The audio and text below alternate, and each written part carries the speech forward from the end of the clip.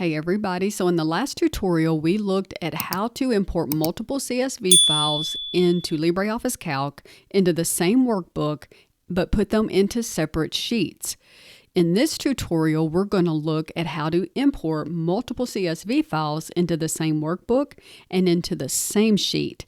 And again, we're going to use a macro and some basic coding so that we can automate this process. So there's a couple things we want to double check before we kick off this process to make sure our macro runs correctly. And the first one is the most important.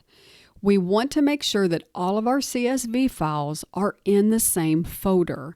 The macro is going to ask us, where do you want me to look for these CSV files? And that's the only place it's going to look. Now, the next thing that we want to make sure is we don't have files in here that have mismatched headers. Now, what I mean by that is this is all sales data, so our headers are going to be the same. But you don't want to have one CSV file that's sales data, then have one that's HR data with a different set of headers, because this macro is not set up to handle that. Everything should have the same header for it to work correctly. And then the last thing is, just in case you've never worked with a CSV file, CSV stands for comma separated value. And all that really is a global document, or what I call a raw data file, that contains everything from your spreadsheet in a universal format. So it doesn't matter if you create it in Google, if you create it in Excel, or you create it in LibreOffice, it's all going to look the same in the CSV. So let's open up one of these CSVs. Let's just right click and go to Notepad because that's the easiest place to view it. And if you notice, you have lines. Each one of these lines corresponds to a row within your spreadsheet. And each one of these commas that you see indicates a column. So it knows company code is column A, company name is column B, and so on. So this basically tells it this is the data.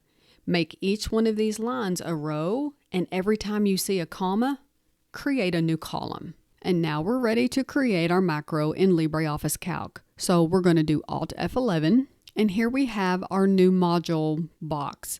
So what we want to do here is we want to give this a name that's going to be easy for us to remember and easy for us to recognize. So we want to be able to just look at this and already know at a glance what this macro is going to do. Now, another thing to keep in mind is you cannot start a macro with a number, even though it can contain numbers, and you cannot use special characters except for an underscore. But what I usually do when I'm creating my macro names is the very first line of my basic code is my subroutine line, and I'll tell you a little bit more about that in just a second. But I name it the same thing as that first line so that they match and it's easy for me to remember. And as you can see for this one, it is called Import Multiple CSVs to One Sheet. So it's easy for me to recognize and easy to know what it does. So I'm going to go ahead and tell it OK. And we're going to close this box. And now we're going to go to My Macros and Standard, and we're going to select the one that we just created, and we're going to tell it to edit. And that brings us into our macros and dialogues box. Now what we're going to do here is put our actual basic code. And I'm going to go ahead and select submain and insub and delete those because it's already incorporated into the code I've written. And now I'm going to go ahead and paste my basic code in here, and I will provide this code to you so that you don't have to rewrite it on your own. And if you notice down at the bottom, it puts us on line 129. I just hit the backspace so that it puts me at the end of insub, or the last line.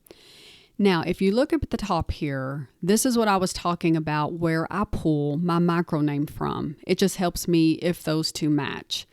Now, just a real quick to let you know, sub stands for subroutine, which means the subroutine with this name is going to fire when we fire off this macro. End sub is end subroutine, which means we're done.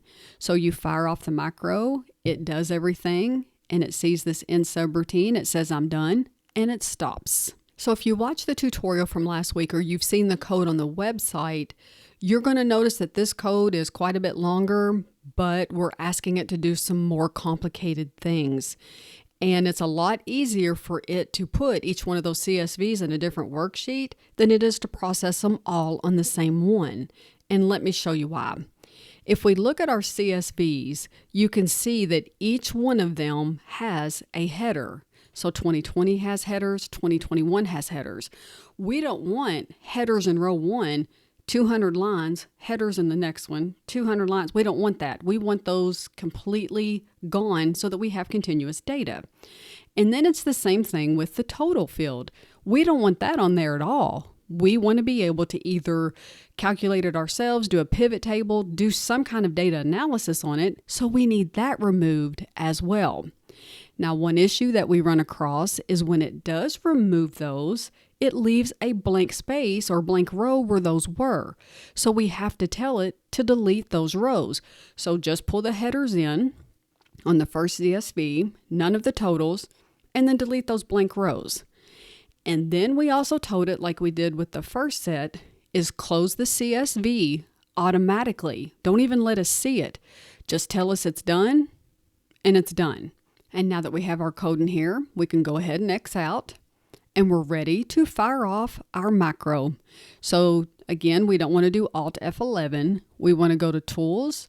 We want to go to Macros, Run Macro, and under My Macro Standard, we want to find it.